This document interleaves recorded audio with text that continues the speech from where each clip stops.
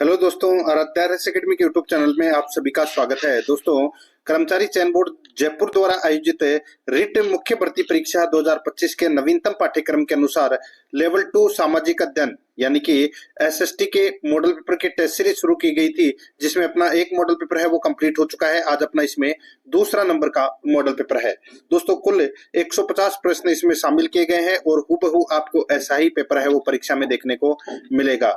Aaradhya academy के YouTube channel को अगर आपने अभी तक सब्सक्राइब नहीं किया तो सब्सक्राइब जरूर करें, बेल आइकन को दबाएं, क्लास को लाइक और अपने दोस्तों के पास में शेयर जरूर करें। दोस्तों, ये देखिए रिट मुख्य भर्ती परीक्षा लेवल 2 का ये सिलेबस है। इसके अंदर कुल 150 प्रश्न है वो परीक्षा के अंदर पूछे जाएंगे, जिसमें दोस्तों भाग 6 दे रखे हैं और इन भाग 6 के माध्यम से दोस्तों अपन ये मॉडल पेपर है वो हल करेंगे। सबसे पहले अपन भाग 1 में राजस्थान का भौगोलिक, ऐतिहासिक और सांस्कृतिक ज्ञान, राजस्थानी भाषा से संबंधित 40 प्रश्न है वो पढ़ेंगे। देखिए, पहला प्रश्न है, निम्न में से कौन सा राजस्थान का पहला सुपर तापीय बिजली संयंत्र है?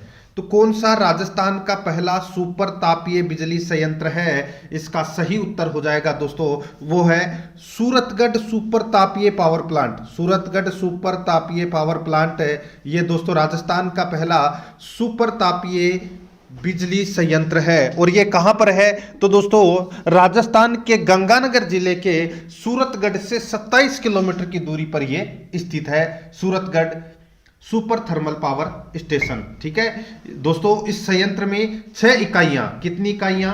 6 इकाइयां कार्य कर रही है। ठीक है, यह आपको इसमें याद रखना है।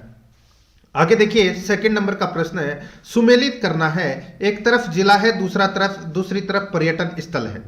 अपने को बताना है कि कौन से जिले में कौन सा पर्यटन स्थल है, सुमेलित करके बताना है। दोस्तों यहां पर देखिए, आपको जो सबसे पहले पता चल रहा होगा उसको मिलान कीजिए। जैसे कि कोलायत है, वो कहां पर है? बीकानेर में है। ठीक है, तो ये बीकानेर से सुमेलित कर दिया। डीग कहां पर है? दोस्तों डीग भरतपुर में है, तो ये डीग भरतपुर में कर दिया। ठीक है, अब दोस्तों ये सोनी जी की नर्सरियां कहां है? दोस्तों सोनी जी की जो नर्सियां है ये दोस्तों अजमेर में है। और पांडुपोल कहां पर है? तो पांडुपोल अलवर में है। तो यहां पर इस प्रश्न का राइट आंसर क्या हो जाएगा दोस्तों? DCBA। DCBA कौन से ऑप्शन में है? तो पहले नंबर के ऑप्शन में ही है। यहां पर अपना पहला नंबर का ऑप्शन बिल्कुल सही उत्तर हो जाएगा। 3 नंबर का प्रश्न इसमें देखिए, निम्न में से राजस्थान के किस जिले में रेलवे की सुविधा नहीं है? बताइए, बहुत ही अच्छा प्रश्न है। निम्न में से राजस्थान के किस जिले में रेलवे की सुविधा नहीं है?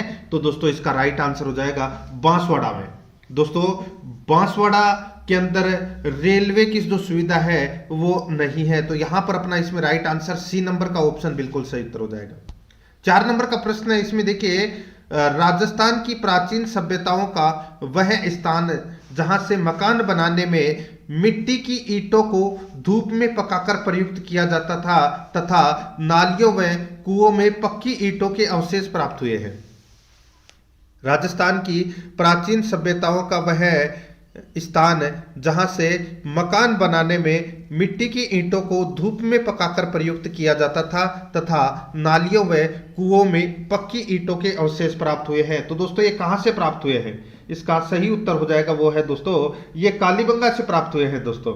ठीक है, कालीबंगा से प्राप्त हुए हैं। तो यहां पर अपना इसमें राइट आंसर हो जाएगा ए नंबर का जो ऑप्शन है वो इसका बिल्कुल सही उत्तर हो जाएगा। दोस्तों देखिए, कालीबंगा से ईंट पकाने के भट्टे प्राप्त नहीं हुए हैं।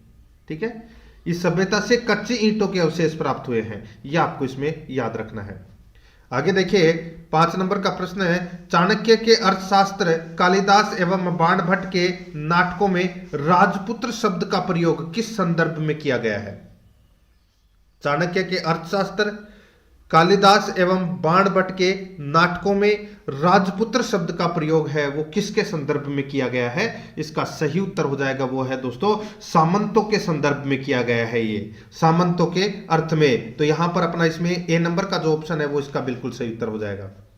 6 नंबर का प्रश्न इसमें देखिए, त्रिकुटाकृति का 99 बुर्जों वाला दुर्ग कहां पर स्थित है? बताइए, 99 बुर्जों वाला दुर्ग कहां पर स्थित है? दोस्तों इसका राइट आंसर हो जाएगा, बताइए, सभी को पता होगा दोस्तों, मन में आपको उत्तर सोचना है। ये जैसलमेर दुर्ग में स्थित है दोस्तों। जैसलमेर दुर्ग त्रिकुट पहाड़ी पर स्थित है और जैसलमेर दुर्ग को 99 बुर्जों वाला दुर्ग कहा जाता है। याद रखना दोस्तों, राइट आंसर हो जाएगा यहाँ पे ए नंबर का जो ऑप्शन है वो इसका बिल्कुल सही उत्तर हो जाएगा। 7 नंबर का प्रश्न इसमें देखिए, 9 मंजिला बावड़ी कहाँ है तथा उसका निर्माता कौन था। 9 मंजिला बावड़ी कहाँ है तथा उसका निर्माता कौन था। तो दोस्तों इसका राइट आंसर हो जाएगा, ये है दोस्तों निमराना अलवर में है। ठीक है, कहां पर है, निमराना अलवर में है 9 मंजिला बावड़ी। और इसके जो निर्माता थे वो था दोस्तों टोडरमल। कौन था, टोडरमल। तो यहां पर अपना इसमें बी नंबर का जो ऑप्शन है वो इसका राइट आंसर हो जाएगा। ठीक है, आगे देखिए दोस्तों, यहाँ पे 8 नंबर का प्रश्न है, जोगी महल किस किले में स्थित है। जोगी महल कहां पर है दोस्तों, जोगी महल है ये रणथंबोर दुर्ग में स्थित है ये जोगी महल। तो यहां पर अपना इसमें राइट आंसर हो जाएगा ए नंबर का ऑप्शन बिल्कुल सही उत्तर हो जाएगा। आगे देखिए 9 नंबर का प्रश्न है, सुमेलित करना है। ठीक है, निम्न वनों एवं जिलों को दिए गए कूट की सहायता से सुमेलित कीजिए। एक तरफ वन है, दूसरी तरफ जिले दे रखे हैं। सुमेलित करना है कि कौन से जिले में कौन से वन हैं वो पाए जाते हैं। अच्छा प्रश्न आप इसको कह सकते हैं दोस्तों। यहां पर आप देखिए, इसमें सालर के वन, दोस्तों सालर के वन है वो कहां पाए जाते हैं। सालर के जो वन है वो कहां पर पाए जाते हैं। तो दोस्तों सालर के वन है ये अलवर में पाए जाते हैं। ढाक वन है ये कहां पर पाए जाते हैं, ये दोस्तों चित्तौड़गढ़ में पाए जाते हैं। सदाबहार वन है ये दोस्तों सिरोही जिले में पाए जाते हैं। और शुष्क सागवान वन है ये दोस्तों बांसवाड़ा में पाए जाते हैं। तो यहां पर DCBA अपना राइट आंसर हो जाएगा। कूट भाषा में अगर अपन देखें तो अपना ए नंबर का जो ऑप्शन है वो इसका बिल्कुल सही उत्तर हो जाएगा। आगे देखिए 10 नंबर का प्रश्न है, निम्न में से नेशनल पार्क नहीं है। तो कौन सा नेशनल पार्क नहीं है वो बताना है। यहां पर आप देख सकते हैं दोस्तों, desert national park, desert national park, इसको अपन हिंदी में क्या बोल सकते हैं, राष्ट्रीय मरु उद्यान। तो ये कहां पर है, जैसलमेर में। ठीक है दोस्तों, डेजर्ट नेशनल पार्क, ठीक है, जैसलमेर। अब यहां पर क्या पूछा है अपने को, नेशनल पार्क नहीं है। क्या पूछा है, नेशनल पार्क नहीं है। और अपना पहला ही ऑप्शन है वो इसका राइट आंसर हो जाएगा। दोस्तों यहां पे राष्ट्रीय उद्यान के बारे में पूछा गया है। तो रणथंबोर नेशनल पार्क सवाईमाधोपुर, केवलादेव राष्ट्रीय उद्यान भरतपुर और मुकुंदरा नेशनल पार्क कोटा, ये तीनों दोस्तों राष्ट्रीय उद्यान है। लेकिन राष्ट्रीय मरु उद्यान है ये राष्ट्रीय उद्यान की श्रेणी में नहीं आता है, इसलिए अपना ए नंबर का ऑप्शन बिल्कुल सही उत्तर हो जाएगा। 11 नंबर का प्रश्न इसमें देखिए, राजस्थान के किस जिले में जलोढ़ मृदा पाई जाती है। जलोढ़ मृदा पाई जाती है दोस्तों ये कहां पर, तो ये भरतपुर क्षेत्र में पाई जाती है दोस्तों ये जलोढ़ मृदा। ठीक है, ये आपको इसमें याद रखना है। और भरतपुर, धौलपुर, दौसा, जयपुर, टोंक, सवाईमाधोपुर, इन क्षेत्रों में ये जलोढ़ मृदा पाई जाती है। और ये मृदा है ये नदियों द्वारा बहाकर लाई गई मृदा है। ठीक है, राइट आंसर इसमें क्या हो जाएगा, भरतपुर हो जाएगा मित्रों। 12 नंबर का प्रश्न है इसमें देखिए, निम्न में से राजस्थान के किस जिले में सबसे ज्यादा गेहूं उगाया जाता है। सबसे ज्यादा गेहूं कहां उगाया जाता है। तो दोस्तों गैसे गए याद रखना दोस्तों, सर्वाधिक गेहूं है वो गंगानगर जिले में उगाया जाता है। राइट आंसर हो जाएगा इसमें सी नंबर का जो ऑप्शन है वो इसका राइट आंसर हो जाएगा। गंगानगर जिले में सर्वाधिक गेहूं उगाया जाता है। 13 नंबर का प्रश्न इसमें देखिए, 2011 की जनगणना के अनुसार भारत का बाल लिंगानुपात दर 0 से 6 वर्ष है। 2011 की जनगणना के अनुसार भारत का बाल लिंगानुपात दर 0 से 6 वर्ष है। इसका राइट आंसर हो जाएगा दोस्तों 0 से 6 वर्ष की अगर मैं बात करूं तो दोस्तों कितना है, तो दोस्तों 919 है। कितना है, 919। अब मैं बात करूं कि 2001 में कितना था, तो दोस्तों 2001 में 927 था और 2011 में घटकर कितना हो गया, 919 हो गया। तो यहां पर अपना इसमें राइट आंसर क्या हो जाएगा, डी नंबर का ऑप्शन बिल्कुल सही उत्तर हो जाएगा। 14 नंबर का प्रश्न इसमें देखिए, भील जनजाति द्वारा पहाड़ी ढालों पर की जाने वाली स्थानांतरित कृषि कहलाती है। भील जनजाति द्वारा पहाड़ी ढालों पर की जाने वाली स्थानांतरित कृषि को क्या कहते हैं, इसको बोलते हैं दोस्तों क्या। देखिए भील जनजाति द्वारा पहाड़ी ढालों पर जो की जाने वाली स्थानांतरित कृषि को अपन या तो झूम कृषि कहते हैं या चिमाता या वालरा कहते हैं। ठीक है। तो यहाँ पे देखिए चिमाता नाम दे रखा है, तो यही अपना राइट आंसर हो जाएगा चिमाता, बी नंबर का ऑप्शन बिल्कुल सही। 15 नंबर का प्रश्न इसमें देखिए, बीकानेर नागौर बेसिन में ऑयल इंडिया लिमिटेड द्वारा खोजे गए तेल क्षेत्र को निम्न में से कौन सा नाम दिया गया है। बीकानेर नागौर बेसिन में ऑयल इंडिया लिमिटेड द्वारा खोजे गए तेल क्षेत्र को निम्न में से कौन सा नाम दिया गया है। तो कौन सा नाम दिया गया है दोस्तों, पूनम नाम दिया गया है। क्या नाम दिया गया है, पूनम। यहां पर ए नंबर का ऑप्शन राइट आंसर हो जाएगा, पूनम नाम दिया गया है। आगे देखिए मित्रों, यहां पर 16 नंबर का प्रश्न है, इसमें देखिए लिल्लूलिया एवं लल्लूशाही सिक्कों का निर्माण कहाँ होता था। लिल्लूलिया एवं लल्लूशाही सिक्कों का निर्माण कहाँ होता था। इसका राइट आंसर हो जाएगा दोस्तों, ये होता था सोजतपाली में। कहाँ पर होता था, सोजतपाली में। यहाँ पर सी नंबर का जो ऑप्शन है वो इसका बिल्कुल सही उत्तर हो जाएगा, याद रखना, ठीक है। सोजत की टकसाल से इन सिक्कों का निर्माण होता था, लिल्लूलिया एवं लल्लूशाही सिक्कों का, ठीक है। आगे देखिए 17 नंबर का प्रश्न है, हाड़ी रानी कर्मावती द्वारा जौहर में प्रवेश करते समय दिए गए भूमि अनुदान की जानकारी का स्रोत कौन सा है। हाड़ी रानी कर्मावती द्वारा जौहर में प्रवेश करते समय दिए गए भूमि अनुदान की जानकारी का स्रोत कौन सा है। हाड़ी रानी कर्मावती द्वारा जौहर में प्रवेश करते समय दिए गए भूमि अनुदान की जानकारी का स्रोत कौन सा है। इसका सही उत्तर हो जाएगा, वो है दोस्तों पुर के ताम्रपत्र। क्या है, पुर के ताम्रपत्र। यहाँ पर ए नंबर का जो ऑप्शन है वो इसका राइट आंसर हो जाएगा। पुर के ताम्रपत्र हाड़ी रानी कर्मावती द्वारा जौहर में प्रवेश करते समय दिए गए भूमि अनुदान की जानकारी का स्रोत है, याद रखना। राइट आंसर हो जाएगा इसमें ए नंबर ऑप्शन बिल्कुल सही। आगे देखिए, राजस्थान में महिलाओं द्वारा दांतों के बीच में सोने की कील जड़वाने को क्या कहा जाता है। राजस्थान में महिलाओं द्वारा दांतों के बीच सोने की कील जड़वाने को क्या कहा जाता है। तो दोस्तों उसको कहा जाता है चूंप कहा जाता है। क्या कहा जाता है, चूंप, ठीक है। राइट आंसर हो जाएगा इसमें सी नंबर का जो ऑप्शन है वो इसका राइट आंसर हो जाएगा, चूंप कहा जाता है मित्रों। आगे देखिए 19 नंबर का प्रश्न है, अर्णोराज के बारे में निम्नलिखित में से कौन से कथन सत्य है। अर्णोराज के बारे में निम्नलिखित में से कौन से कथन सत्य है। तो दोस्तों आप यहाँ पे देख सकते हैं, अपने को कूट भाषा में क्या करना है, उत्तर बताना है, और आप इसको अच्छा प्रश्न है वो बोल सकते हैं। देखिए दोस्तों यहाँ पे अपने राजकाल के प्रारंभ में उसने एक गजनवी आक्रमण को खदेड़ दिया। उसने अपने गजनवी आक्रमण को, मतलब उसके राजकाल के प्रारंभ में उसने एक गजनवी आक्रमण को खदेड़ दिया था। बिल्कुल सही है दोस्तों, ठीक है। आगे देखिए, वह मालवा के नरवर्मन को पराजित करने में असफल रहा। यह गलत हो जाएगा दोस्तों, ठीक है। मालवा के नरवर्मन को भी पराजित किया था दोस्तों, किसने, अर्णोराज ने। तो यहां पे असफल जो दे रखा है, जो कि इसमें गलत दे रखा है, ठीक है। तीसरा देखिए, उसने चालुक्य नरेश जयसिंह सिद्धराज की पुत्री से विवाह किया। बिल्कुल सही है। वह अपने ही पुत्र द्वारा मारा गया। बिल्कुल सही है दोस्तों, ठीक है। इनके पुत्र का नाम था जगदेव और इन्होंने अर्णोराज की हत्या कर दी थी, ठीक है। तो दोस्तों यहाँ पे देखिए गलत कौन सा है, अपने को यहाँ पे सत्य कथन बताना है। सत्य कथन पहला, तीसरा और चौथा है। दूसरा अपना इसमें क्या हो जाएगा, गलत हो जाएगा। तो यहाँ पे अपना ए नंबर का ऑप्शन राइट आंसर हो जाएगा। 1, 3 और 4 ये इसमें क्या है, सत्य है। 20 नंबर प्रश्न है, कटिबंधु के नाम से निम्नलिखित में से कौन सा राजा प्रसिद्ध था। कटिबंधु के नाम से कौन सा राजा प्रसिद्ध था। इसका राइट आंसर हो जाएगा दोस्तों, वो है विग्रहराज चतुर्थ, जिसको अपन बिसल देव के नाम से भी जानते हैं।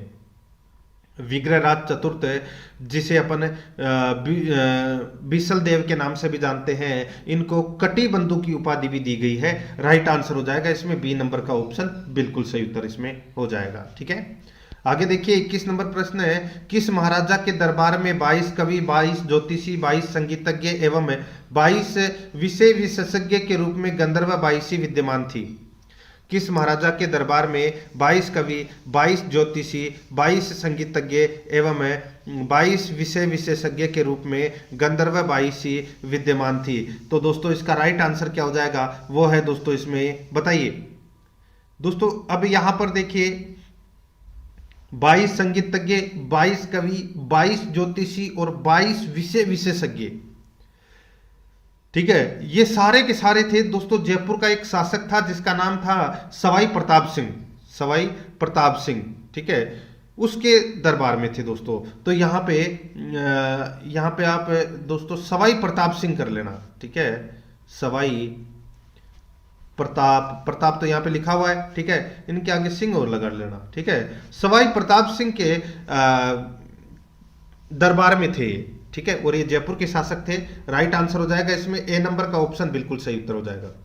आगे देखिए 22 नंबर का प्रश्न है, एनटीपीसी अंता एक प्राकृतिक गैस चालित एक विद्युत स्टेशन है, यह राजस्थान के निम्न में से किस जिले में स्थित है? बताइए। ये तो सभी को पता होगा दोस्तों, अंता गैस विद्युत परियोजना, अंता गैस विद्युत परियोजना कहां पर है? तो दोस्तों ये राजस्थान के अंता 12 जिले में स्थित है, ठीक है, कहां पर है? 12 जिले में। यहां पर डी नंबर का ऑप्शन बिल्कुल सही उत्तर हो जाएगा। 23 नंबर का प्रश्न है, राजस्थान के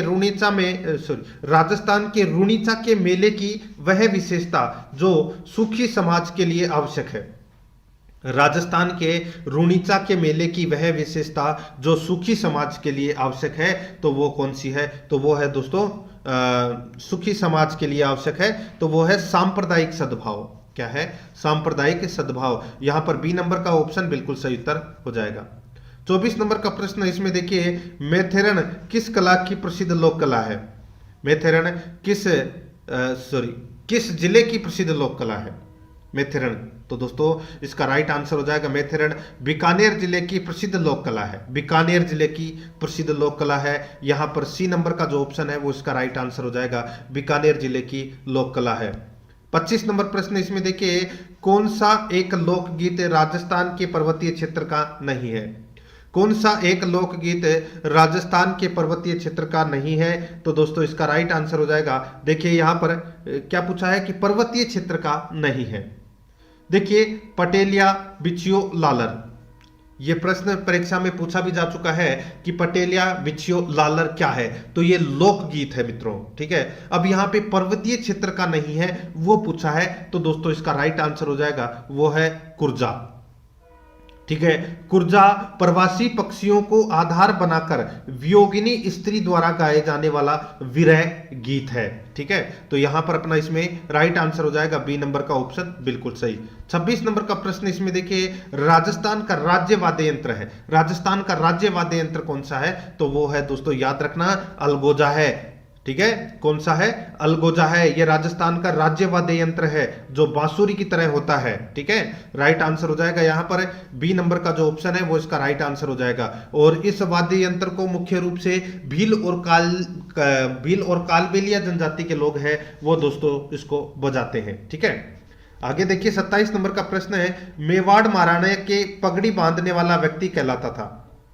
बताइए, मेवाड़ महाराणा के पगड़ी बांधने वाला व्यक्ति क्या कहलाता था? उसको कहते थे दोस्तों, बताइए, उसको बोलते थे छाबदार। क्या बोलता था? क्या बोलते थे? छाबदार बोलते थे दोस्तों उसको। राइट आंसर हो जाएगा सी नंबर का ऑप्शन राइट आंसर हो जाएगा। आगे देखिए दोस्तों, यहाँ पे 28 नंबर का प्रश्न है, खेजड़ी वृक्ष, ठीक है, जिसको अपन समी वृक्ष भी बोलते हैं, ठीक है, खेजड़ी वृक्ष की पूजा का प्रावधान किस पर्व से जुड़ा है? खेजड़ी वृक्ष की पूजा का प्रावधान किस पर्व से जुड़ा है?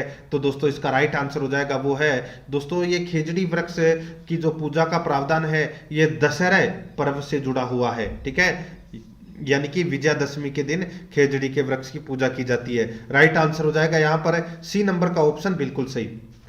29 नंबर का प्रश्न, इसमें देखिए, छीतर पैलेस के नाम से प्रसिद्ध है। दोस्तों छीतर पैलेस के नाम से कौन प्रसिद्ध है? राइट आंसर हो जाएगा दोस्तों, छीतर पैलेस के नाम से उम्मेद भवन पैलेस को जाना जाता है।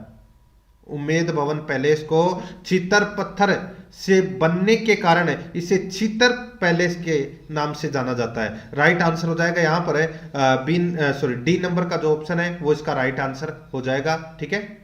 आगे देखिए 30 नंबर का प्रश्न है, निम्न में से कौन सा नृत्य विशुद्ध रूप से पुरुषों का नृत्य है? निम्न में से कौन सा नृत्य विशुद्ध रूप से पुरुषों का नृत्य है? तो दोस्तों इसका राइट आंसर हो जाएगा वो है दोस्तों इसमें गैर नृत्य।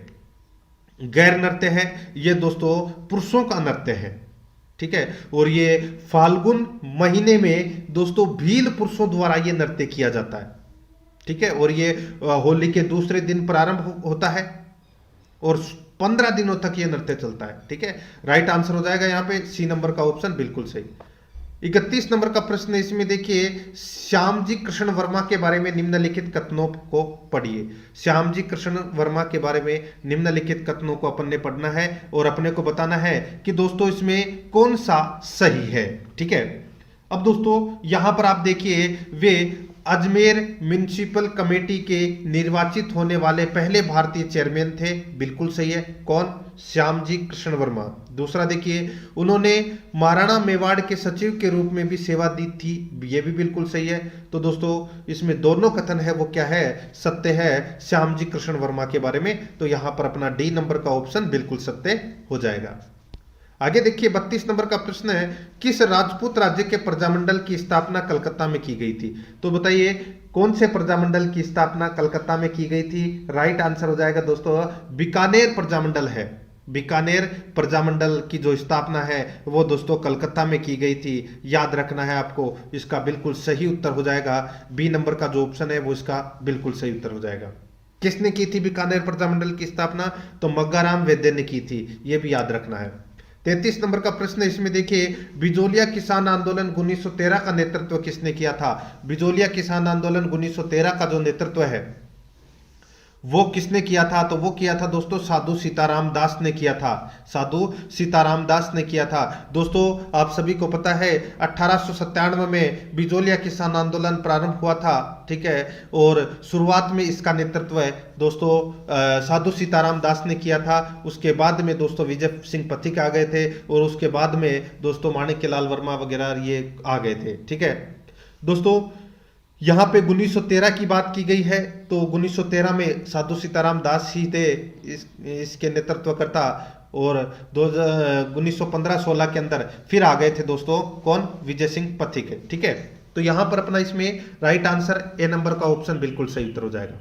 बहुत ही अच्छा प्रश्न था। आगे देखिए, किस प्रजामंडल आंदोलन के तहत कृष्णा दिवस मनाया गया? किस प्रजामंडल आंदोलन के तहत कृष्णा दिवस मनाया गया? तो दोस्तों इसका जो राइट आंसर हो जाएगा वो है कृष्णा दिवस, ये दोस्तों मारवाड़ में मनाया गया। ठीक है, मारवाड़ प्रजामंडल आंदोलन के तहत कृष्णा दिवस 1936 में मनाया गया था। ठीक है, ये इसमें क्या हुआ था दोस्तों, एक कांड हो गया था 1935 में। कृष्णा कुमारी नामक एक युवा महिला का दोस्तों राजघराने से संबंधित किसी उच्च व्यक्ति की मिलीभगत से इसका अपहरण कर लिया गया था। ठीक है, और काफी लंबी चौड़ी कहानी है। तो ये कृष्णा दिवस मनाया गया था। बी नंबर का ऑप्शन बिल्कुल सही उत्तर हो जाएगा। आगे देखिए, विलय पत्र पर हस्ताक्षर करते समय किसने कहा था कि मैं अपने डेथ वारंट पर हस्ताक्षर कर रहा हूं? बताइए दोस्तों, जब राजस्थान का विलय हो रहा था, ठीक है, उस समय बांसवाड़ा के महारावल थे चंद्रवीर सिंह, उन्होंने दोस्तों राजस्थान संघ के निर्माण के समय विलय पत्र पर हस्ताक्षर करते हुए कहा था कि मैं अपने डेथ वारंट पर हस्ताक्षर कर रहा हूं। यहां पर सी नंबर का जो ऑप्शन है वो इसका राइट आंसर हो जाएगा। अब दोस्तों यहां पे अपन भाग 2 में देखिए क्या पढ़ेंगे। सिलेबस के अनुसार अपन चल रहे हैं, रोजाना आपको मेरे साथ में चलना है। आराध्या आरएस एकेडमी के यूट्यूब चैनल को अगर आपने अभी तक सब्सक्राइब नहीं किया तो सब्सक्राइब जरूर कर ले, बेल आइकन को दबाएं ताकि नोटिफिकेशन है वो आपके पास में तुरंत पहुंचता रहे। ठीक है, और वीडियो को लाइक नहीं किया है तो मित्रों वीडियो को जरूर लाइक कीजिए। बिल्कुल निःशुल्क सुविधाएं मैं आपको यहाँ पर बिल्कुल दे रहा हूं। ठीक है, इस चीज का ज्यादा से ज्यादा फायदा उठाएं। देखिए भाग 2 के अंदर भाग 1 अपन ने पढ़ लिया, भाग 2 में देखिए राजस्थान का सामान्य ज्ञान शैक्षिक परिदृश्य से निःशुल्क व अनिवार्य बाल शिक्षा अधिकार अधिनियम से संबंधित इसमें प्रश्न होंगे। देखिए दोस्तों, इसमें वर्तमान राजस्थान के कौन से क्षेत्र महाभारत काल में जांगल देश के नाम से जाने जाते थे? दोस्तों जांगल देश के नाम से, बताइए, ये तो सभी को पता होगा दोस्तों, जांगल देश के नाम से नाम तो सुना ही होगा। देखिए इसमें करीबन जो भाग सेकंड है इसमें करीबन 30 प्रश्न पूछे जाएंगे। ठीक है, ये भी आपको थोड़ा सा इसमें ये ध्यान रखना है, छोटी छोटी चीजें हैं वो आपको इसमें ध्यान रखनी है। जांगल प्रदेश, जांगल प्रदेश दोस्तों बीकानेर के क्षेत्र को कहते थे पहले। ठीक है, तो यहां पर अपना राइट आंसर क्या हो जाएगा, वो है बीकानेर, नागौर और जोधपुर का जो उत्तरी भाग है वो जाना जाता था दोस्तों जांगल देश के नाम से। तो यहां पे बीकानेर जोधपुर इसका राइट आंसर हो जाएगा। आगे देखिए नाथद्वारा में श्रीनाथ जी की मूर्ति निम्न में से किसने स्थापित करवाई? नाथद्वारा में श्रीनाथ जी की मूर्ति निम्न में से किसने स्थापित करवाई? इसका राइट आंसर हो जाएगा वो है राज सिंह प्रथम ने। राज सिंह प्रथम ने दोस्तों नाथद्वारा में श्रीनाथ जी की मूर्ति स्थापित करवाई थी, याद रखना दोस्तों, ठीक है। आगे देखिए दोस्तों, यहां पर 38 नंबर का प्रश्न है, निम्नलिखित में से किस शासक ने टोंक में प्रसिद्ध मंदिर श्री कल्याण जी का निर्माण करवाया था? निम्नलिखित में से किस शासक ने टोंक में प्रसिद्ध मंदिर श्री कल्याण जी का निर्माण करवाया था? इसका राइट आंसर क्या हो जाएगा? वो है दोस्तों राजा दिग्वने।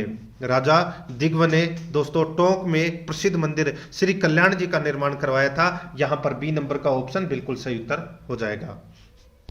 आगे देखिए 39 नंबर का प्रश्न है, आधुनिक राजस्थान का निर्माता किसे कहा जाता है? आधुनिक राजस्थान का निर्माता किसे कहा जाता है? इसका राइट आंसर हो जाएगा वो है मोहनलाल सुखाड़िया को आधुनिक राजस्थान का निर्माता कहा जाता है। तो यहां पर अपना इसमें सी नंबर का जो ऑप्शन है वो इसका बिल्कुल सही उत्तर हो जाएगा, ठीक है। आधुनिक राजस्थान का निर्माता किसे कहा जाता है? मोहनलाल सुखाड़िया को कहा जाता है दोस्तों। आगे देखिए 40 नंबर का प्रश्न है, राजस्थान स्टेट केमिकल वर्क्स उद्योग कहां स्थित है? राजस्थान स्टेट केमिकल वर्क्स उद्योग कहां स्थित है? दोस्तों इसका राइट आंसर हो जाएगा दोस्तों, ये कहां पर है? तो ये डीडवाना नागौर में है दोस्तों। कहां पर है? डीडवाना नागौर के अंदर। तो यहां पर डी नंबर ऑप्शन बिल्कुल सही उत्तर हो जाएगा। आगे देखिए 41 नंबर का प्रश्न है, सुमेलित करना है दोस्तों। यहां पर देखिए सूची फर्स्ट में शोध केंद्र है। सूची फर्स्ट में क्या है? शोध केंद्र है, ठीक है। एक तरफ शोध केंद्र, दूसरी तरफ जिले दे रखे हैं, सुमेलित करना है। यहां पर देखिए दोस्तों धनिया, दोस्तों सर्वाधिक धनिया उत्पादक जो केंद्र है वो कौन सा है? तो वो है अजमेर। कौन सा है? अजमेर है मित्रों। और अश्व अनुसंधान केंद्र या अश्व शोध संस्थान ये कहां पर है? दोस्तों ये बीकानेर में है। कहां पर है? बीकानेर में। सरसों अनुसंधान केंद्र कहां पर है? तो दोस्तों सरसों अनुसंधान केंद्र भरतपुर में है, सेवर भरतपुर में। और भेड़ अनुसंधान केंद्र है ये दोस्तों अविकानगर टोंक में है। अविकानगर टोंक में है। तो यहाँ पे कोटा दे रखा है, अच्छा टोंक नीचे दे रखा है, ठीक है। टोंक नीचे दे रखा है। धनिया अजमेर में, अश्व बीकानेर में, सरसों भरतपुर में और भेड़ अविकानगर टोंक में है। कोटा इसमें किसी में भी नहीं आएगा, ठीक है। तो यहां पर सुमेलित करें तो क्या आ जाएगा इसमें? 1 3 2 5, 1 3 2 5 अपना इसमें राइट आंसर हो जाएगा। 1 3 2 5 कौन से ऑप्शन में है? डी नंबर के ऑप्शन में है और यही अपना राइट आंसर हो जाएगा। 42 नंबर का प्रश्न इसमें देखिए, निम्न में से किस श्रेणी के बच्चे पालनहार योजना के अंतर्गत लाभ पाने के पात्र हैं? निम्न में से किस श्रेणी के बच्चे पालनहार योजना के अंतर्गत लाभ प्राप्त करने के या लाभ पाने के पात्र है?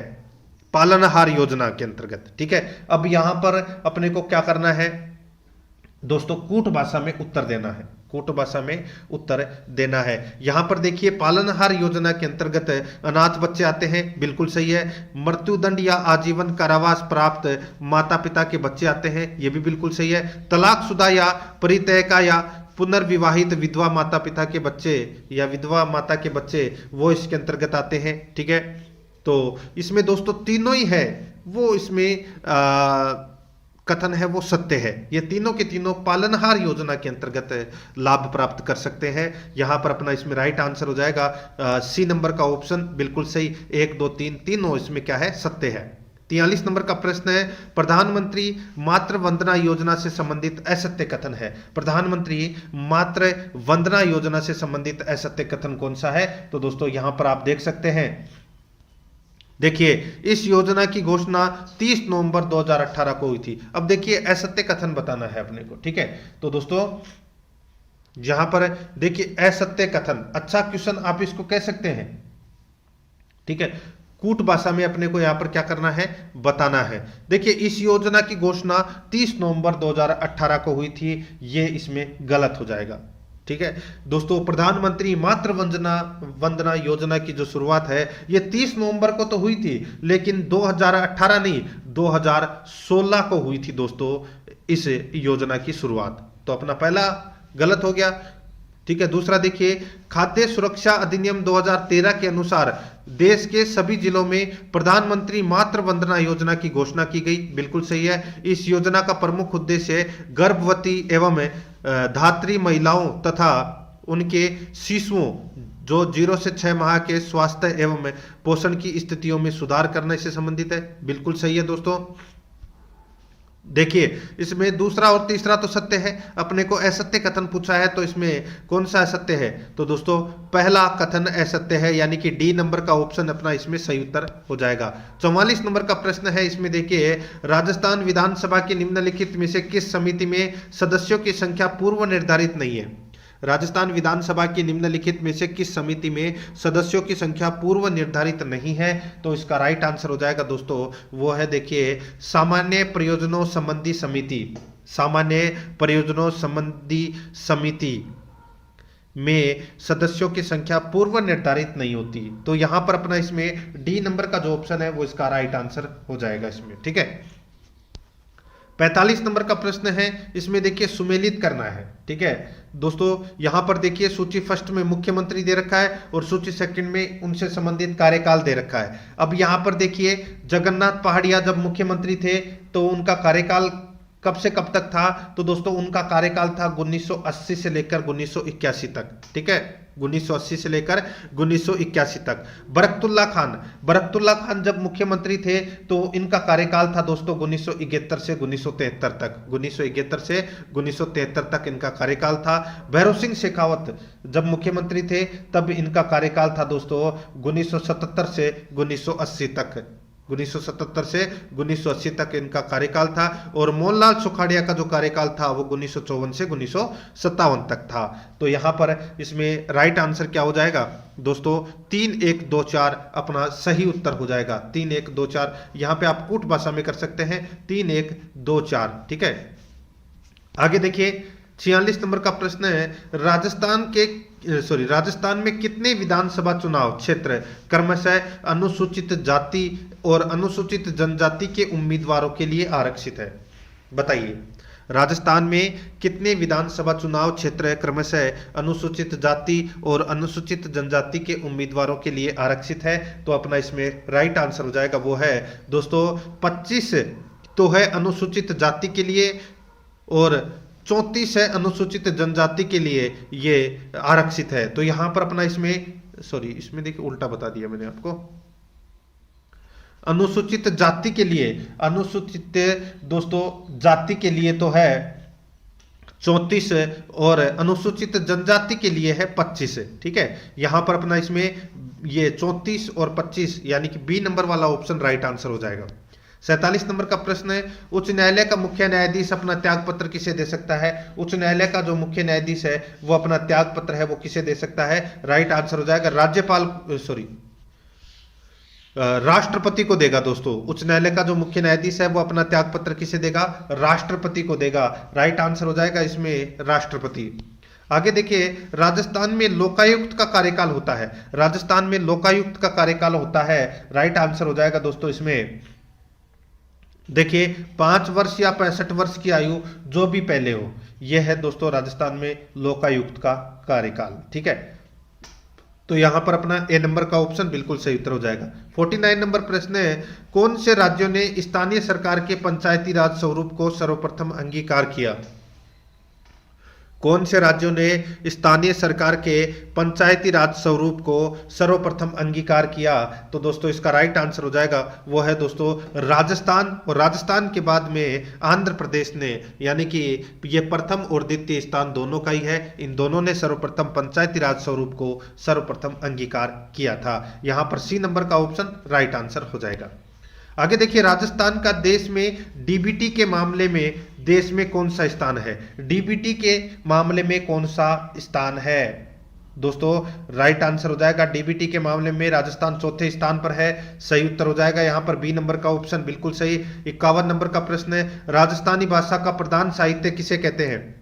राजस्थानी भाषा का प्रधान साहित्य किसे कहते हैं, इसका राइट आंसर हो जाएगा वो है दोस्तों ये कहते हैं चारण साहित्य को राजस्थानी भाषा का प्रधान साहित्य कहते हैं।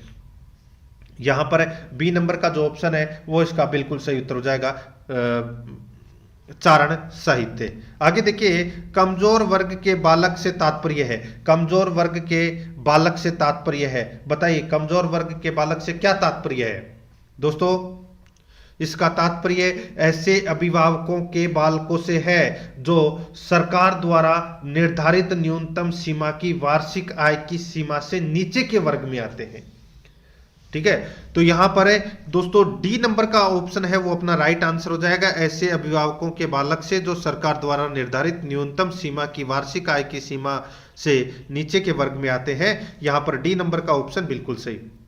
53 नंबर प्रश्न है, निःशुल्क और अनिवार्य बाल शिक्षा का अधिकार अधिनियम 2009 के अनुसार प्रारंभिक शिक्षा के लिए प्रवेश प्राप्त कोई बालक है प्रारंभिक शिक्षा पूरी करने तक है निःशुल्क शिक्षा का हकदार होगा।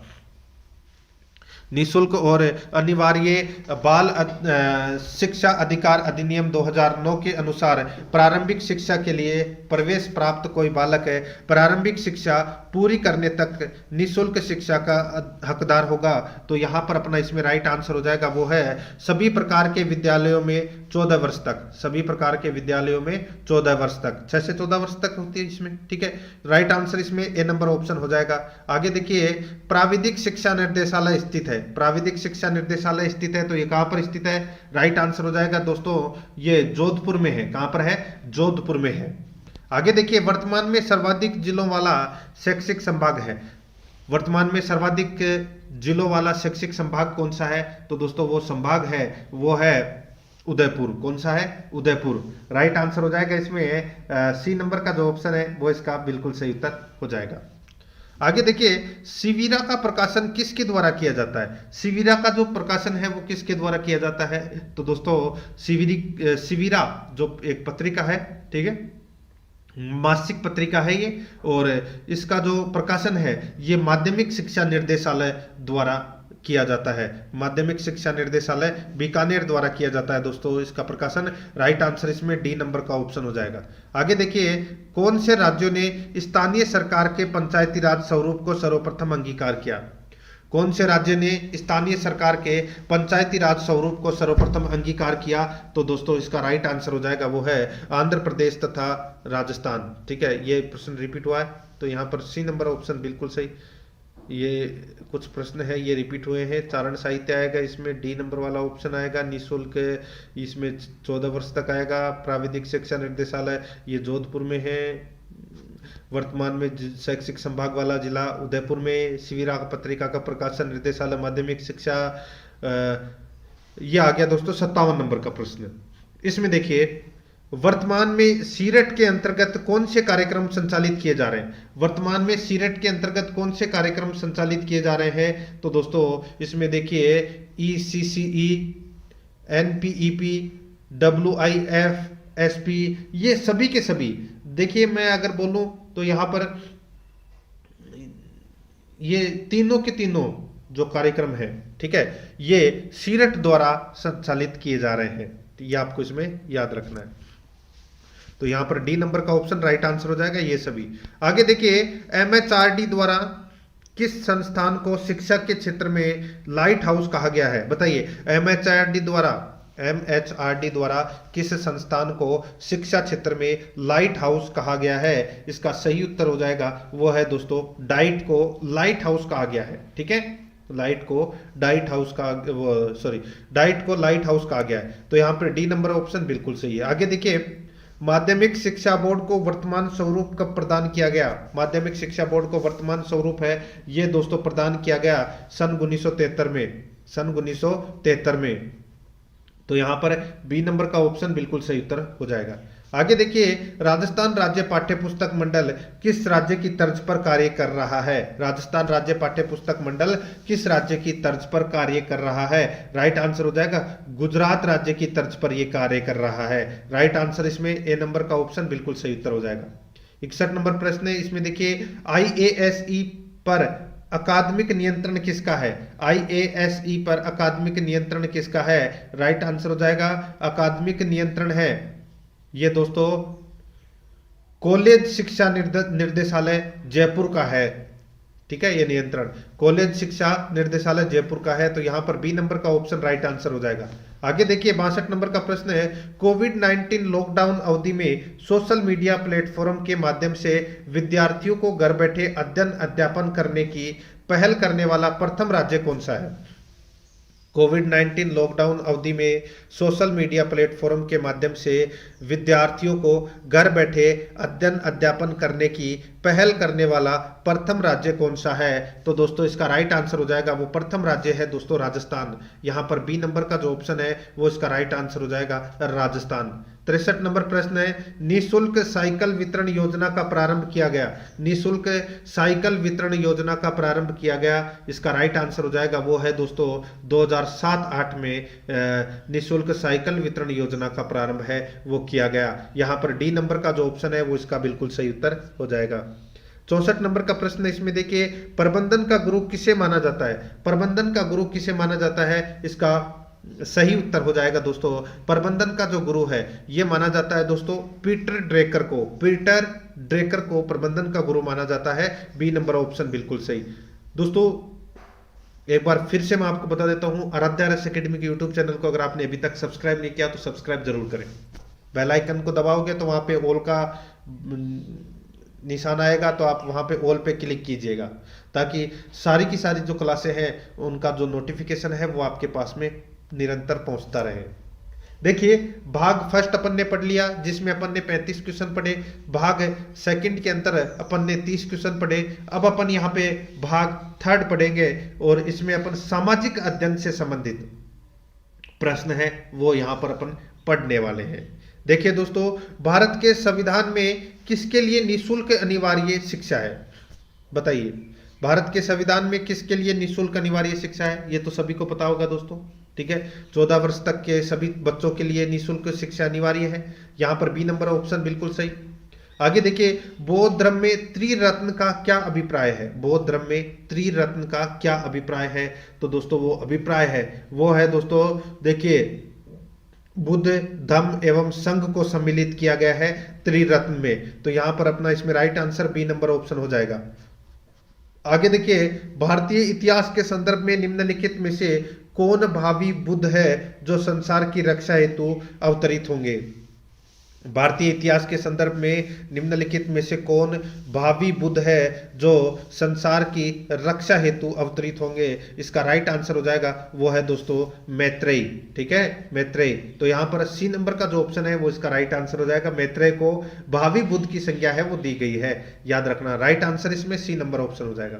आगे देखिए, 4 आर्य सत्यों का ज्ञान कहलाता है। 4 आर्य सत्यों का ज्ञान कहलाता है, तो वो क्या कहलाता है? उसको कहते हैं दोस्तों सम्यक दृष्टि। क्या बोलते हैं उसको? सम्यक दृष्टि। तो यहां पर अपना इसमें राइट आंसर हो जाएगा सी नंबर का ऑप्शन राइट आंसर हो जाएगा। सम्यक दृष्टि में 4 आर्य सत्यों का ज्ञान कराया जाता है, ठीक है। और दोस्तों ये 4 आर्य सत्य है, दुख, दुख का कारण, दुख निरोध, दुख की समाप्ति, ठीक है। ये 4 है। पहला दुख, दूसरा है दुख का कारण, तीसरा है दुख निरोध और चौथा है दुख की समाप्ति, ठीक है। तो यहां पर C number option right answer. 69 number का प्रश्न इसमें देखिए, एक मृण मूर्ति में मानव धड़ और पशु का सिर दिखाया गया है, किस स्थल से प्राप्त हुआ है? एक मृण मूर्ति में मानव धड़ और पशु का सिर दिखाया गया है, किस स्थल से प्राप्त हुआ है? तो इसका राइट आंसर हो जाएगा वो है दोस्तों लोथल से। यहां पर ए नंबर का जो ऑप्शन है वो इसका राइट आंसर हो जाएगा। लोथल सभ्यता में एक मृण मूर्ति में मानव धड़ व पशु का सिर है वो दिखाया गया है, ठीक है। तो यहां पर ए नंबर ऑप्शन बिल्कुल सही। आगे देखिए, भारत की मैकियावेली कही जाती है। भारत की मैकियावेली किसे कहा जाता है? बताइए दोस्तों, चाणक्य द्वारा एक रचित ग्रंथ है जिसका नाम है अर्थशास्त्र, और अर्थशास्त्र को दोस्तों भारत की मैकियावेली कही जाती है। राइट आंसर हो जाएगा यहाँ पर सी नंबर का ऑप्शन बिल्कुल सही।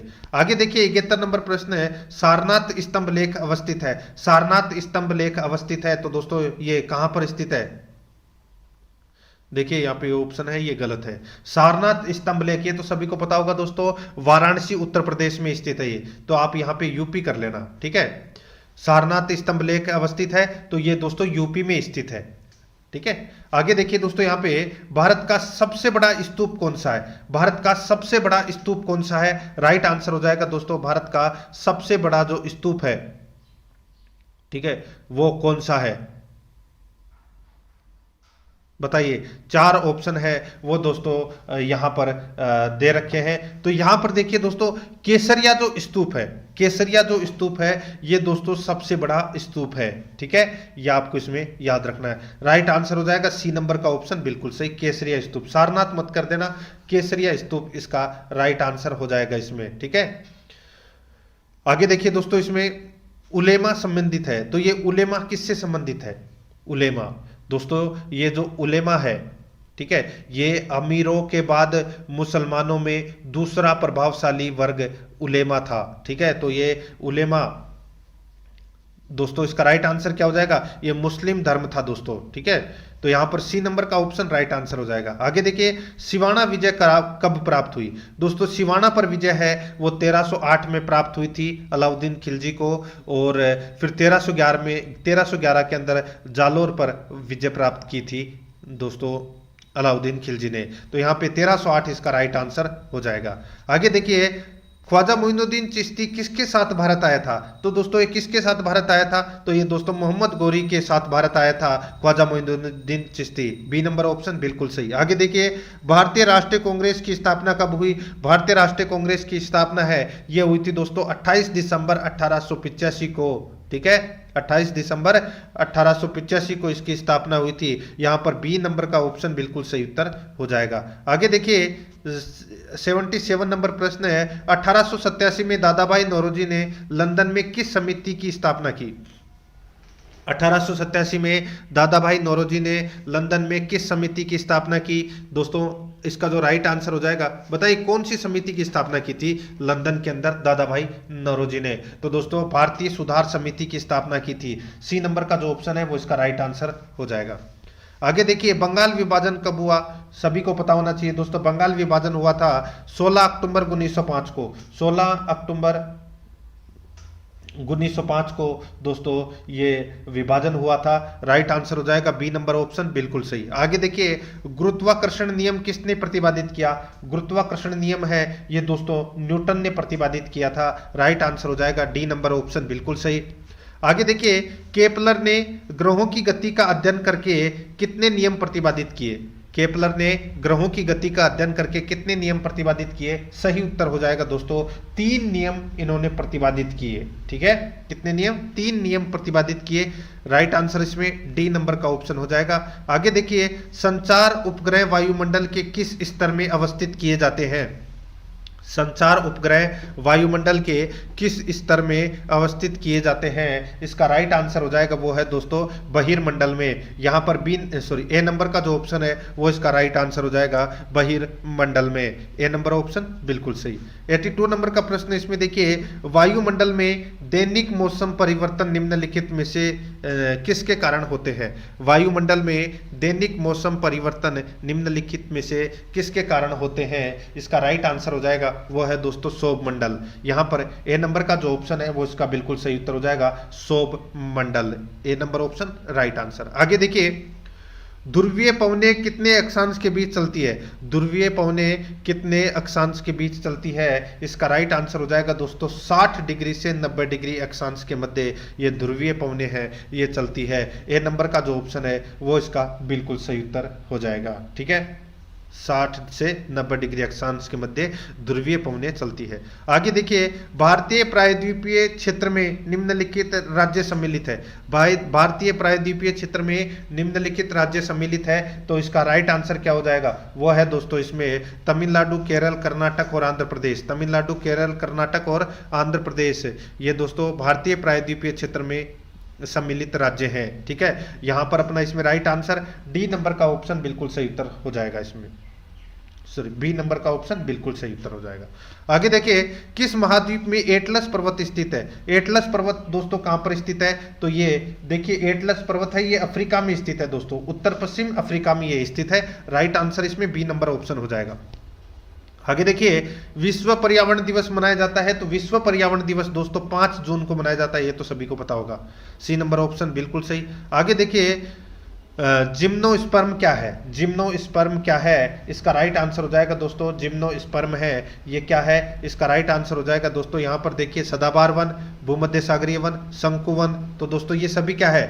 जिम्नोस्पर्म है। यहाँ पर अपना इसमें राइट आंसर हो जाएगा ये सभी। डी नंबर का ऑप्शन बिल्कुल सही उत्तर हो जाएगा। आगे देखिए रेडियर पशु कौन से प्रदेश का है? रेडियर पशु कौन से प्रदेश का है? इसका राइट आंसर हो जाएगा दोस्तों वो है अपना इसमें टुंड्रा प्रदेश का है दोस्तों ये रेडियर पशु। यहाँ पर बी नंबर का जो ऑप्शन है वो इसका राइट आंसर हो जाएगा।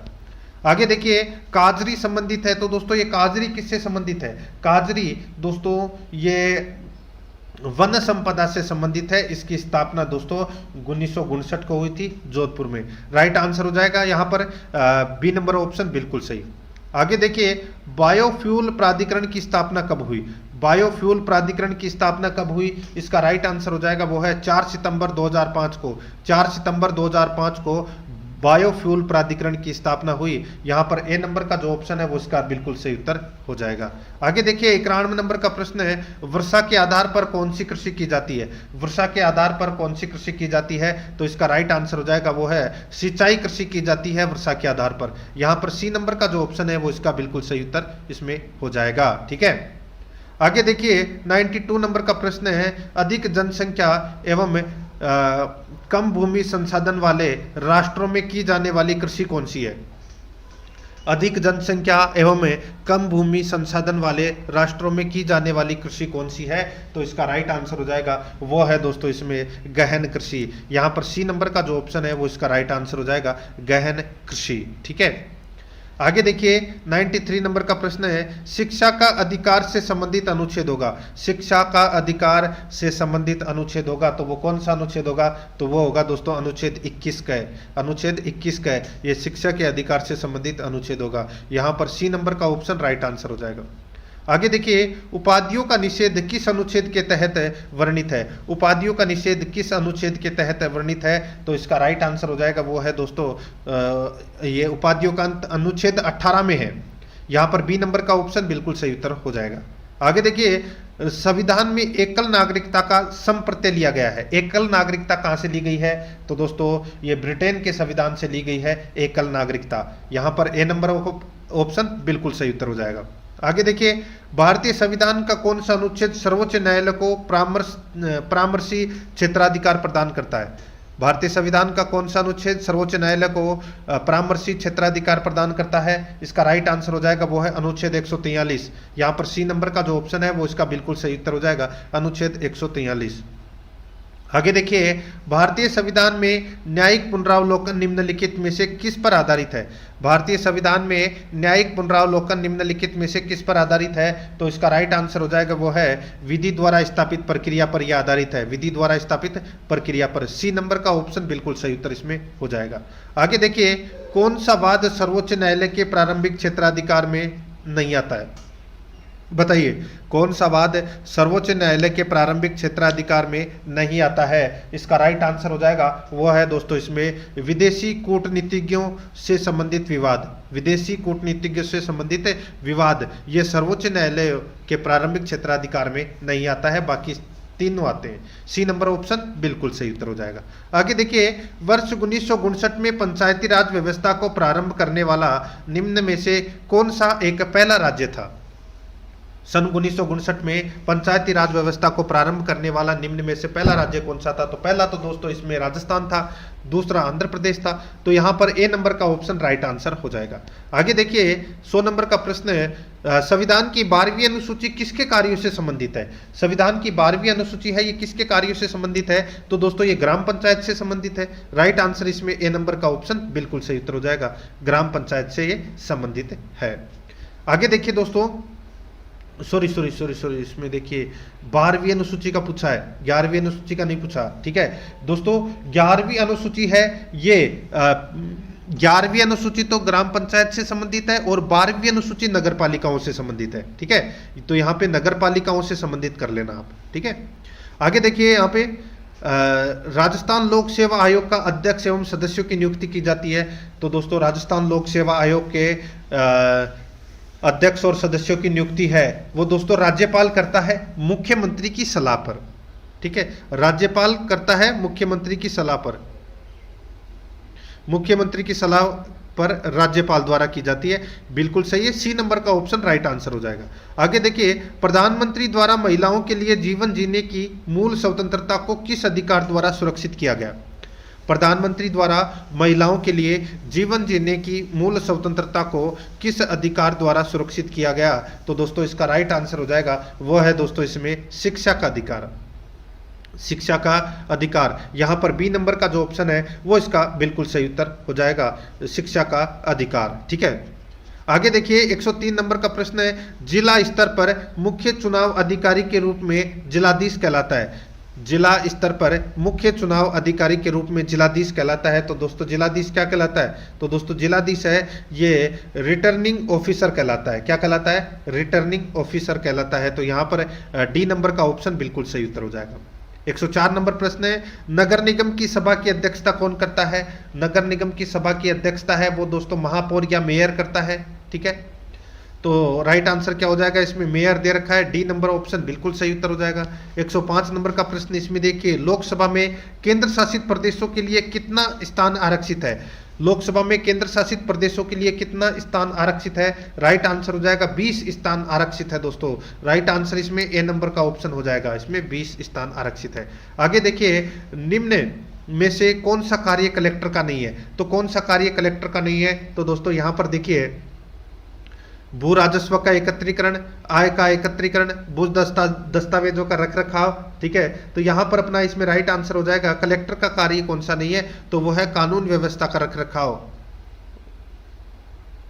देखिए एक मिनट, कानून व्यवस्था तो बनाए रखता है कलेक्टर। ठीक है, और भू राजस्व का एकत्रीकरण भी करता है। ठीक है, यहाँ पे भू दस्तावेजों का रख रखाव भी करता है। आय का एकत्रीकरण नहीं करता दोस्तों, आय का एकत्रीकरण है ये नहीं करता। यहाँ पर अपना इसमें राइट आंसर हो जाएगा, सी नंबर का जो ऑप्शन है वो इसका बिल्कुल सही उत्तर हो जाएगा। आगे देखिए, वैश्वीकरण से तात्पर्य है, वैश्वीकरण से क्या तात्पर्य है दोस्तों? वैश्वीकरण से तात्पर्य है विभिन्न देशों के बीच परस्पर संबंध और तीव्र एकीकरण से है। ठीक है, तो यहां पर अपना सी नंबर का जो ऑप्शन है वो इसका राइट आंसर हो जाएगा, ये वैश्वीकरण से तात्पर्य है। आगे देखिए, सेज क्या है? सेज क्या है दोस्तों? सेज ये एक स्पेशल इकोनॉमिक जोन होता है, यानी कि विशेष आर्थिक क्षेत्र होता है। ठीक है, तो यहां पर अपना इसमें सी नंबर का ऑप्शन राइट आंसर हो जाएगा, विशेष आर्थिक क्षेत्र। देखिए, सुमेलित करना है, अच्छा प्रश्न आप इसको कह सकते हैं। मूल अधिकार से संबंधित ये प्रश्न है, सूची फर्स्ट को सूची सेकंड से सुमेलित करना है। दोस्तों समता का अधिकार, समता का अधिकार कौन से अनुच्छेद से कौन से अनुच्छेद तक है? तो दोस्तों समता का अधिकार अनुच्छेद 14 से 18 तक है। वाक स्वतंत्रता का अधिकार है ये दोस्तों अनुच्छेद 19 से 22 तक है। ठीक है, धर्म की स्वतंत्रता का अधिकार है, धर्म की स्वतंत्रता का जो अधिकार है ये दोस्तों अनुच्छेद 25 में है, और संवैधानिक उपचारों का अधिकार ये अनुच्छेद 32 में है। तो यहां पर अपना राइट आंसर होना चाहिए 1 4 2 3, 1 4 2 3 किस में है? ऑप्शन में सी नंबर वाले ऑप्शन में है, और यही अपना सही उत्तर हो जाएगा। आगे देखिए, बैंक शब्द की उत्पत्ति जर्मन भाषा के शब्द से हुई है। बैंक शब्द की उत्पत्ति दोस्तों ये बैंको शब्द से हुई है, बैंको शब्द से। ठीक है, राइट आंसर इसमें बी नंबर ऑप्शन बिल्कुल सही उत्तर हो जाएगा। आगे देखिए, मतदाता दिवस कब मनाया जाता है? मतदाता दिवस मनाया जाता है दोस्तों 25 जनवरी को मतदाता दिवस मनाया जाता है, C number option right answer हो जाएगा। आगे देखिए, प्रधानमंत्री जीवन ज्योति बीमा योजना 2015 किस आयु के लिए है? प्रधानमंत्री जीवन ज्योति बीमा योजना 2015 किस आयु वर्ग के लिए है? इसका राइट आंसर हो जाएगा, वो है 18 से 50 वर्ष की आयु वर्ग के लिए प्रधानमंत्री जीवन बीमा योजना आयु है। ठीक है, राइट आंसर हो जाएगा यहां पर ए नंबर का ऑप्शन बिल्कुल सही उत्तर हो जाएगा। आगे देखिए, प्रधानमंत्री सुरक्षा बीमा योजना 2015 में वार्षिक प्रीमियम राशि कितनी है? प्रधानमंत्री सुरक्षा बीमा योजना 2015 में वार्षिक प्रीमियम राशि कितनी है? इसका राइट आंसर हो जाएगा, वार्षिक प्रीमियम राशि है 12 रुपए। यहां पर बी नंबर का ऑप्शन राइट आंसर हो जाएगा, 12 रुपए है। आगे देखिए, राष्ट्रीय आयोग की स्थापना कौन करता है? राष्ट्रीय आयोग की स्थापना कौन करता है? राइट आंसर हो जाएगा, वो है दोस्तों राष्ट्रीय आयोग की स्थापना केंद्र सरकार करती है। ठीक है, यहां पर ए नंबर का जो ऑप्शन है वो इसका राइट आंसर हो जाएगा, केंद्र सरकार। आगे देखिए, राष्ट्रीय मानवाधिकार आयोग के वर्तमान अध्यक्ष कौन है? राष्ट्रीय मानवाधिकार आयोग के वर्तमान अध्यक्ष कौन है? इसका राइट आंसर हो जाएगा वो है दोस्तों, बताइए। तो दोस्तों राष्ट्रीय मानवाधिकार आयोग के वर्तमान अध्यक्ष है विनोद कुमार सिन्हा। कौन है? विनोद कुमार सिन्हा है। राइट आंसर इसमें ए नंबर ऑप्शन हो जाएगा। आगे देखिए, योजना आयोग का प्रतिस्थापन है। योजना आयोग का प्रतिस्थापन क्या है? तो दोस्तों ये तो सभी को पता होगा दोस्तों, नीति आयोग। ठीक है दोस्तों, देखिए नीति आयोग, यहाँ पे नीति आयोग कर लेना, बी नंबर के ऑप्शन में आपको नीति आयोग करना है। योजना आयोग का नाम परिवर्तित करके क्या कर दिया गया है? नीति आयोग कर दिया गया है। कब किया गया था? 1 जनवरी 2015 को। ठीक है, तो यहाँ पे नीति आयोग कर लेना। आगे देखिए दोस्तों, बीएमआई का विस्तार रूप है। बीएमआई का विस्तार रूप है तो वो है body mass index. Body mass index, यहाँ पे सी नंबर का ऑप्शन है वो राइट आंसर हो जाएगा। शरीर द्रव्यमान सूचकांक, इसको अपन हिंदी में बोलते हैं। आगे देखिए, खाद्य नागरिक आपूर्ति और उपभोक्ता मामले विभाग कब अस्तित्व में आया? खाद्य नागरिक आपूर्ति और उपभोक्ता मामले विभाग कब अस्तित्व में आया? यह अस्तित्व में आया दोस्तों वर्ष 2001 में। ठीक है, राइट आंसर इसमें ए नंबर ऑप्शन हो जाएगा। आगे देखिए, ई नाम पोर्टल संबंधित है। ई नाम पोर्टल संबंधित है तो ये संबंधित है दोस्तों किससे? तो ये अंतर्राज्यीय व्यापार से संबंधित है दोस्तों, ये ई नाम पोर्टल। ठीक है, अंतर्राज्यीय व्यापार से संबंधित है ये। आगे देखिए, यहां पर 120 नंबर का प्रश्न है, किसान कलेवा योजना प्रारंभ हुई। बताइए, किसान कलेवा योजना कब प्रारंभ हुई? ये योजना है ये दोस्तों 2014 में। दोस्तों 2014 में ये प्रारंभ हुई थी किसान कलेवा योजना। तो यहाँ पर ए नंबर का ऑप्शन है वो इसका बिल्कुल सही उत्तर हो जाएगा, याद रखना है आपको। आगे देखिए, 121 नंबर का प्रश्न है, सूफियों में से किसे तुर्क-अल्लाह की पदवी दी गई थी? सूफियों में किसे तुर्क-अल्लाह की पदवी दी गई थी? तो दोस्तों शेख निजामुद्दीन औलिया को तुर्क-अल्लाह की पदवी दी गई थी। और ये पदवी किसने दी थी? तो ये अमीर खुसरो ने दी थी। तो यहाँ पर तुर्क-अल्लाह की जो पदवी है ये दोस्तों अमीर खुसरो को दी गई थी शेख निजामुद्दीन औलिया ने। ठीक है, तो यहां पर अपना इसमें राइट आंसर हो जाएगा, अमीर खुसरो को दी गई थी ये तुर्क-अल्लाह की पदवी। आगे देखिए, 122 नंबर का प्रश्न है, निम्नलिखित में से संविधान सभा की संघ संविधान समिति का अध्यक्ष कौन था? तो दोस्तों बताइए, संघ संविधान समिति का अध्यक्ष है वो कौन था? इसका राइट आंसर क्या हो जाएगा? तो दोस्तों इसका बिल्कुल सही उत्तर हो जाएगा वो है जवाहरलाल नेहरू। यहाँ पर सी नंबर का ऑप्शन बिल्कुल सही उत्तर हो जाएगा। आगे देखिए, यहाँ पे 123 नंबर का प्रश्न है, हिंदू पथ किसे कहा जाता है? दोस्तों हिंदू पथ किसे कहा जाता है? राइट आंसर हो जाएगा राणा सांगा को कहा जाता है हिंदू पथ। आगे देखिए, 124 नंबर प्रश्न है, भारत के संविधान की 5वीं अनुसूची और 6ठी अनुसूची के उपबंध निम्नलिखित में से किस लिए किए गए हैं? भारत के संविधान में 5वीं अनुसूची और 6वीं अनुसूची के उपबंध निम्नलिखित में से किस लिए किए गए हैं? तो दोस्तों इसका राइट आंसर हो जाएगा वो है अनुसूचित जनजातियों के हितों के संरक्षण के लिए। अनुसूचित जनजातियों के हितों के संरक्षण के लिए संविधान में 5वीं अनुसूची और 6ठी अनुसूची में उपबंध किए गए हैं। राइट आंसर हो जाएगा यहाँ पर ए नंबर का ऑप्शन बिल्कुल सही उत्तर हो जाएगा। आगे देखिए, यहाँ पर 125 नंबर प्रश्न है, कार्बन डेटिंग पद्धति की खोज किस वैज्ञानिक ने की थी? कार्बन डेटिंग पद्धति की खोज किस वैज्ञानिक ने की थी? राइट आंसर हो जाएगा दोस्तों वो की थी किसने? तो ये विलियर्ड लिब्बी ने की थी दोस्तों। राइट आंसर इसमें ए नंबर का ऑप्शन बिल्कुल सही उत्तर हो जाएगा। सामाजिक अध्ययन के ये 60 प्रश्न थे, ये मैंने करवा दिए हैं। अब अपना भाग 4 आता है जिसमें शैक्षणिक रीति विज्ञान से संबंधित प्रश्न होंगे। देखिए, किसी 10 वर्षीय बालक की मानसिक आयु 14 वर्ष है तो वह कहलाएगा। तो वह क्या कहलाएगा बताइए दोस्तों? वो कहलाएगा प्रतिभाशाली। क्या कहलाएगा? प्रतिभाशाली। ठीक है, तो दोस्तों इसका राइट आंसर इसमें क्या हो जाएगा? ए नंबर का ऑप्शन बिल्कुल सही उत्तर हो जाएगा इसमें। आगे देखिए दोस्तों, यहां पे देखिए, शिक्षार्थियों की उपलब्धि को जानने के लिए कितने प्रकार के परीक्षण बनाए जा सकते हैं? तो कितने प्रकार के परीक्षण बनाए जा सकते हैं? तो दोस्तों राइट आंसर हो जाएगा 2 प्रकार के परीक्षण है वो बनाए जा सकते हैं, लिखित और मौखिक। ठीक है, ए नंबर ऑप्शन बिल्कुल सही। आगे देखिए, उपचारात्मक शिक्षण उस विधि को खोजने का प्रयत्न करता है जो छात्र को अपनी कुशलता या विचार की त्रुटियों को दूर करने में सफलता प्रदान करे। यह कथन किसका है? उपचारात्मक शिक्षण उस विधि को खोजने का प्रयत्न करता है जो छात्र को अपनी कुशलता या विचार की त्रुटियों को दूर करने में सफलता प्रदान करे। यह कथन किसका है? इसका राइट आंसर हो जाएगा वो है योकम एवं सिम्पसन का, योकम एवं सिम्पसन का। तो यहाँ पर सी नंबर का ऑप्शन राइट आंसर हो जाएगा। आगे देखिए, सामाजिक अध्ययन शिक्षण द्वारा अधिगम को आसान बनाने हेतु प्रयोग किए जाते हैं। सामाजिक अध्ययन शिक्षण द्वारा अधिगम को आसान बनाने हेतु प्रयोग किए जाते हैं। इसका राइट आंसर हो जाएगा श्रव्य साधन, दृश्य साधन, श्रव्य दृश्य साधन।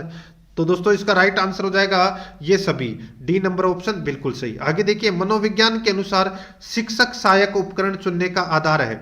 मनोविज्ञान के अनुसार शिक्षक सहायक उपकरण चुनने का आधार है, तो इसका राइट आंसर हो जाएगा, देखिए यहाँ पर आयु विकास है, वो इसका राइट आंसर हो जाएगा, आयु विकास। ठीक है।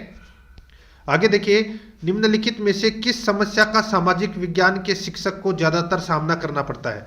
निम्नलिखित में से किस समस्या का सामाजिक विज्ञान के शिक्षक को ज्यादातर सामना करना पड़ता है? दोस्तों इसका राइट आंसर हो जाएगा वो है विशिष्ट उद्देश्य, जो कि शिक्षण को स्मरण या ज्ञान के अधिगम स्तर तक सीमित करते हैं। ए नंबर का जो ऑप्शन है वो इसका राइट आंसर हो जाएगा। 132 नंबर प्रश्न, इसमें देखिए, एक कक्षा में विद्यार्थियों की रुचि बनाए रखने के लिए एक शिक्षक को क्या करना चाहिए? एक कक्षा में विद्यार्थियों की रुचि बनाए रखने के लिए एक शिक्षक को क्या करना चाहिए? तो इसका राइट आंसर हो जाएगा वो है प्रश्न पूछना चाहिए। दोस्तों यहाँ पर डी नंबर का ऑप्शन राइट आंसर हो जाएगा, प्रश्न पूछना। आगे देखिए, प्रायोजना विधि का स्वरूप भारत में कहाँ मिलता है?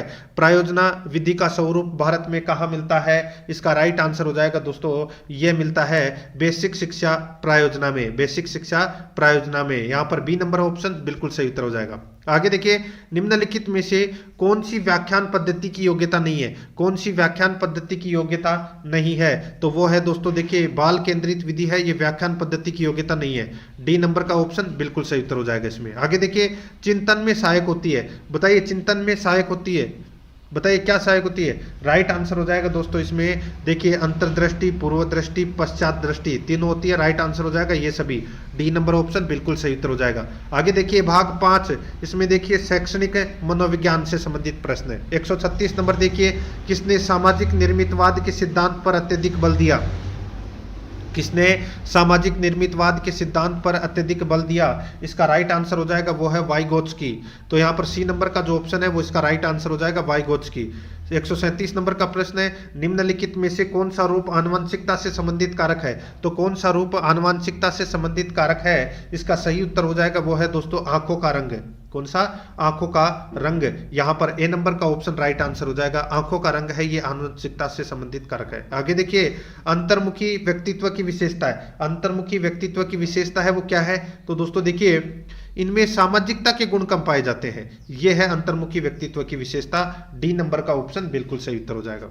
आगे देखिए, गोलमेन के अनुसार भावनात्मक बुद्धि के कितने भाग होते हैं? गोलमेन के अनुसार भावात्मक बुद्धि के 5 भाग होते हैं। कितने भाग होते हैं? 5। यहाँ पर ए नंबर ऑप्शन बिल्कुल सही उत्तर हो जाएगा। आगे देखिए, सीखने की प्रक्रिया के 4 चरण कौन से हैं? सीखने की प्रक्रिया के 4 चरण कौन से हैं? तो दोस्तों उद्देश्य, क्रिया, मूल्यांकन, अनुगमन। उद्देश्य, क्रिया, मूल्यांकन, अनुगमन, ये सीखने की प्रक्रिया के 4 चरण हैं। यहाँ पर डी नंबर का ऑप्शन राइट आंसर हो जाएगा। आगे देखिए, सृजनात्मकता की विशेषता है। बताइए सृजनात्मकता की विशेषता क्या है? तो दोस्तों लचीलापन, मौलिकता, प्रभावशीलता, ये सभी क्या है? ये सृजनात्मकता की विशेषता है। राइट आंसर हो जाएगा ये सभी, डी नंबर का ऑप्शन बिल्कुल सही उत्तर हो जाएगा। आगे देखिए, ऐसे 2 संदर्भित मानवतावादी मनोवैज्ञानिक कौन है जिन्होंने मानव व्यक्तित्व की व्याख्या स्वयं एवं आवश्यकताओं के सिद्धांत के आधार पर की है? ऐसे 2 संदर्भित मानवतावादी मनोवैज्ञानिक कौन है जिन्होंने मानव व्यक्तित्व की व्याख्या स्वयं एवं आवश्यकताओं के सिद्धांत के आधार पर की है? तो इसका राइट आंसर हो जाएगा वो है दोस्तों मेस्लो एवं रोजर्स। मेस्लो एवं रोजर्स, यहाँ पर ए नंबर का ऑप्शन राइट आंसर हो जाएगा। आगे देखिए, निम्न में से कौन सा अच्छे मानसिक स्वास्थ्य का लक्षण नहीं है? कौन सा अच्छे मानसिक स्वास्थ्य का लक्षण नहीं है? तो इसका राइट आंसर हो जाएगा वो है, देखिए, संतुलित, एकीकृत एवं सामंजस्य पूर्ण विकास, नियमित दिनचर्या है, आत्म मूल्यांकन की क्षमता है, लेकिन वास्तविकता की अस्वीकृति ये नहीं है। सी नंबर का ऑप्शन बिल्कुल सही उत्तर हो जाएगा इसमें। 144 नंबर प्रश्न है, छात्र सक्रिय रूप से अपने ज्ञान का निर्माण करते हैं, यह मूलभूत अवधारणा है। तो यह मूलभूत अवधारणा है, तो दोस्तों ये रचनात्मक उपागम की मूलभूत अवधारणा है। बी नंबर का ऑप्शन बिल्कुल सही उत्तर हो जाएगा। आगे देखिए, निम्न में से नैतिक विकास के तत्व कौन है? नैतिक विकास के तत्व कौन है? तो दोस्तों यहाँ पे देखिए, सावेगिक तत्व है, व्यवहारात्मक तत्व है, संज्ञानात्मक तत्व है, ये सभी नैतिक विकास के तत्व हैं। राइट आंसर हो जाएगा, ये सभी विकल्प इसमें सही है। अब देखिए, भाग 6 में अपना सूचना तकनीकी से संबंधित ये प्रश्न पढ़ेंगे, ठीक है। 146 नंबर का प्रश्न देखिए, HTML में दोस्तों यहाँ पे देखिए नोज हेड प्रतीक, तो ये क्या है? ये नोज हेड राइट आंसर हो जाएगा दोस्तों इसमें। देखिए, ये नोज हेड प्रतीक रेखा के गहरे यानी कि डार्क ग्रे रंग में प्रदर्शित करता है। तो यहां पर देखिए, रेखा को गहरे धूसर रंग में प्रदर्शित करता है। सी नंबर का ऑप्शन बिल्कुल सही उत्तर हो जाएगा। आगे देखिए, तर्क संगत त्रुटियों के विलोपन की प्रक्रिया को कहते हैं, तो क्या कहते हैं? उसको कहते हैं डिबगिंग। डिबगिंग बोलते हैं उसको, क्या बोलते हैं? Debugging. Right answer B number option हो जाएगा। आगे देखिए, एपीआई का पूरा रूप क्या है? एपीआई का पूरा रूप है दोस्तों application programming interface. Application programming interface ये है एपीआई की फुल फॉर्म। तो यहां पर सी नंबर का ऑप्शन राइट आंसर हो जाएगा, ठीक है।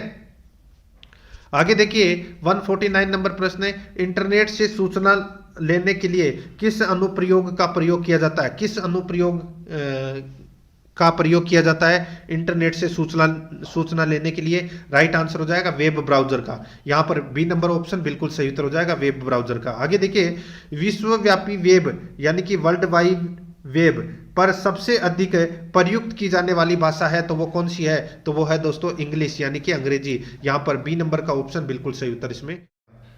तो दोस्तों, इसी के साथ मैंने आपको रिट भर्ती परीक्षा मुख्य परीक्षा के लिए, ठीक है, लेवल 2 में SST से संबंधित मैंने आपको ये मॉडल पेपर नंबर 2 है वो कंप्लीट करवा दिया है। अगर आपने पिछला मॉडल पेपर नहीं देखा है तो आप प्ले लिस्ट में जाइए, वहां पे आपको फोल्डर मिल जाएगा रिट लेवल 2 मॉडल पेपर के नाम से या रिट SST मॉडल पेपर के नाम से, वहां आपको फोल्डर मिल जाएगा। तो आप वहां जाकर पिछले मॉडल पेपरों का टेस्ट है वो अवश्य दें, और आराध्या आर्यस अकेडमी के यूट्यूब चैनल को सब्सक्राइब जरूर करें, बेल आइकन को दबाएं, वीडियो को लाइक और अपने दोस्तों के पास में शेयर जरूर करें। मिलते हैं दोस्तों नेक्स्ट वीडियो में। जय हिंद, जय भारत।